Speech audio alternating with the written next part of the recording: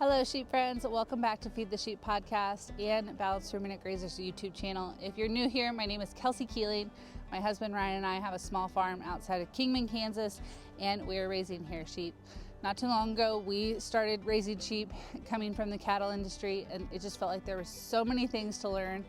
And I feel like I'm a lifelong learner, so I said, if I'm asking all these questions, I'm sure other people are too that are trying to get into the sheep industry. And so I started making videos on our YouTube channel, and then that turned into a podcast, and I have just enjoyed every minute of it. With those ideas in mind, I thought it would be so cool to go to the Kansas sale barns for sheep and interview the sale barn owners. So I pitched the idea to the Kansas Sheep Council, and they were so nice to sponsor this video series. So I will leave the full playlist of the video series in the description box below. You guys can see all of those videos there. But without further ado, let's go ahead and dive on into the first video.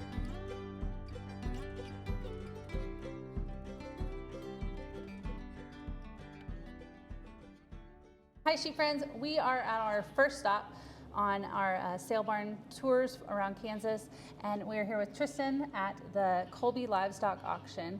How do you get to your sale barn from I-70? It was such an easy drive. I-70, you get off at the east exit in Colby, 2 miles north, and we are on the right side of the road. Yeah. How long have you owned the place? 4 years. Okay. And then you said prior to that you had worked here. So you know this place pretty well. We've been here for about 10 years. Yeah. Yep. Oh, okay. Yep. The whole place has. Yep. Very well, cool. Yeah, I've been here. Yeah. Okay. Yep. Very cool. Dive into all our questions. When do you guys sell? Sell every Thursday. Start on sheep about 12:30 to 1 o'clock after our cattle. Okay. And you were saying that they sell pigs first, then cattle, and then start on sheep and goat. Yep. And go right into it. What are your commission costs and yardage costs for sheep producers? We could break it down, but simple math, if you figure $10 a head, that's going to cover everything from your yardage to commission, vet inspection, insurance. Okay. It's the sheep checkoffs in there too. Okay. It's just shy of $10 a head. Okay. I don't think I mentioned this, but when can people drop off? So if your sale is on Thursday, can they drop off Wednesday evening, Wednesday during the day? We will. We try to really work with everybody. If you want to bring them Monday, oh really? Bring them on. There you go. Late at night, early morning. Okay. Give me a call and let me know you're coming. And okay. Out at your intake area, you have a sheet, I'm guessing? Yep, there's a check-in book Okay. on the clip inside the door. Okay. And producers would put how many head and then which pen they put them in, or? Yep, head, pin, your name, of course, phone number. Okay. And we can kind of get her from there. Okay. What are requirements for sheep producers to sell? I know a lot of places require scrapies tags. I think that's a mandatory thing. Everything's got to have a scrapie tag in it, but if you don't have them, we can put them in. It costs $3 a head, and we're happy to. We don't want anybody to not come because they don't have them. Yep. So you were saying the average amount of head that you have come through your sales for sheep and goat weekly. How much was that? It's roughly 1,000 a head a week. Okay. We're probably out of that 1,000, we're going to say 450 sheep and 550 goats. Yeah. What kind of sheep are you seeing come through here? Are you seeing more hair sheep, wool sheep? You mentioned that there was a wool place around here, a wool producer that was larger scale. Are they bringing things here? We get a lot of hair lambs, a lot of hair sheep, a lot of hair sheep. Most of the wool producers seem like they sell them. They get them great, big, and fat, and sell them private. Yeah. So we still get some traditional guys in the wool, but it seemed like a lot more are switching hair all the time. That's interesting. What about coal use? Do you see some come through, or? For sure. Yeah. And we'll actually see a lot of those wool ewes will come through, but we'll get just as many hair ewes too. Okay. Do people sell rams a lot here? Is it more just slaughter lambs?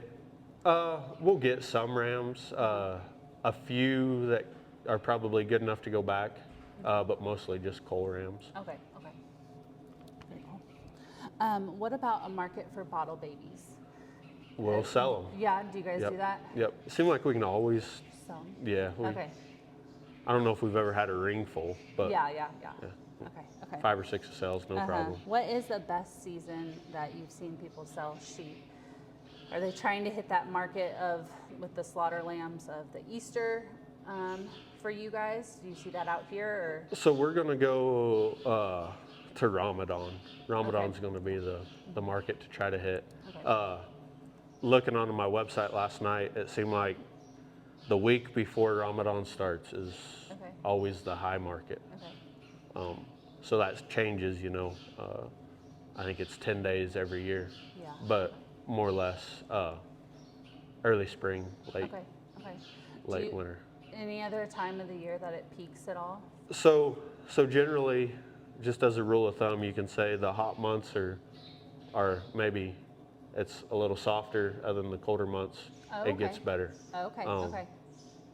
As an easy way to look at that. Well, like I was telling you, I really want this to be educational for sheep producers that are trying to go larger scale. And like a lot of people think lambing whenever is fine, and then selling whenever is fine. And it's like, no, there's in the Midwest, like where we are at in Kansas, the Ramadan is the market to hit. Yep, if you're going to get the biggest bang for your the buck. 55 to 85 pounds is kind of our bread and butter.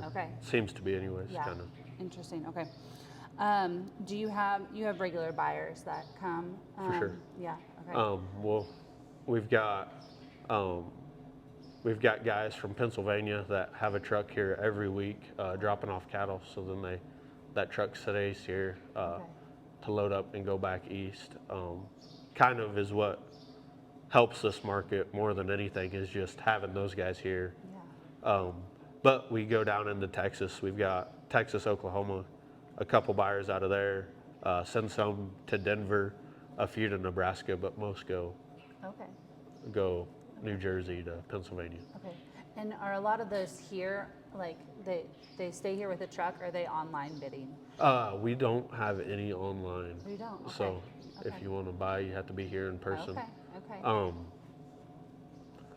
Right or wrong, I don't know. But we sell enough weird stuff that I've heard too many horror stories of people buying online and then it not being what they thought it was. Okay. So if somebody wanted to drop off their animals and then try to watch the sale online at home, you guys don't? Not at the moment. Okay. So if you had somebody that was a larger scale sheep operation with like 500 lambs and the slaughter lambs that they were bringing, would those buyers be able to provide like that much of an influx on one day? It would be okay. I've heard before that like you want to try to be strategic on when you drop off your lambs, because if those buyers, their trucks fill up, then they are done and they stop buying. But I'm sure with you guys every week selling, that helps. Yeah. That helps a lot. And another thing is, we've got that truck sitting here, and he knows he's going to be back next week. Oh, okay, yeah. So he doesn't get worried at all. This deal's a real supply and demand, saying all that. So, if the supply, which is generally why the summertime is so slow, because we're getting a lot of those spring-born lambs, supply is high and demand's moderate. That's why the wintertime gets better, is because it's hard to have those 50 to 80 pound lambs ready to me anyways. It seems like what it looks like. In Kansas weather, trying to lamb them, and then or getting your herd, to have a fall lamb so they're ready in February. Seems like can be a challenge. Not impossible, but it is a challenge. That's what we've run into with forage. We're like, okay, we have to have good forage to run them on through the winter, otherwise you're supplementing, and there goes all your income that you had. Do genetics mean anything to your buyers? Like if you had somebody with like nice set of Dorpers and they were like, good genetic lines, does that matter to your buyers at all? Quality sells with anything. Do you have your buyers or your sellers note anything about their lambs? They can, but it doesn't. The buyers are going to look at, and here anyways, we're going to look at quality, just because most of them are going to be slaughtered, within the next 72 hours. So Okay. the better condition, the better flesh. That's what I was asking. What are those buyers kind of looking for? Yeah, that's what. They're looking for body condition at that, what'd you say, 50? From, as low as 50, and those lambs, the 50 and 60 pound lambs are kind of a two-way deal. We can go, a lot of them will go to slaughter, but we will get a lot of feedlot guys that'll kind of put them on their top end, up to 85, 90 pounds. Okay. But And they're looking just for good body condition.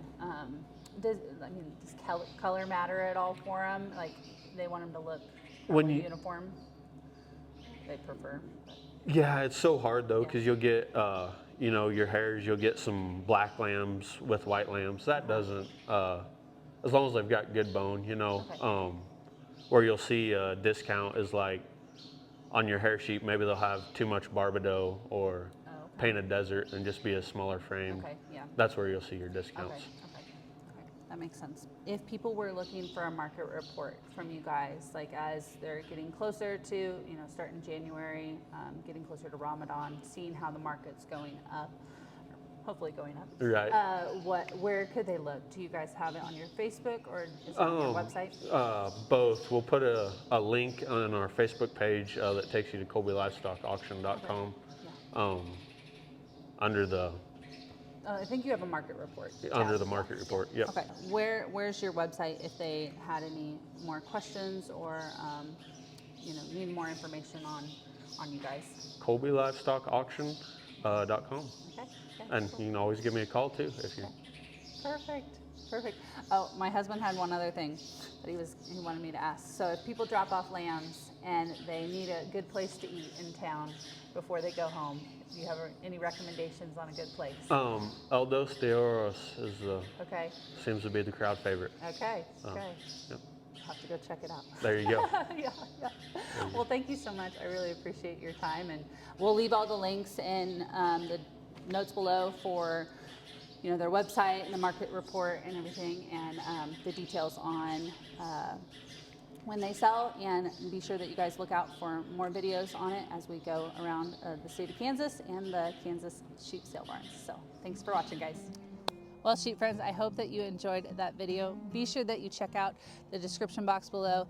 Like I said, there will be a full playlist of the video series that I have done with all the Kansas sale barns. And again, thank you so much to the Kansas Sheep Council for sponsoring this video series.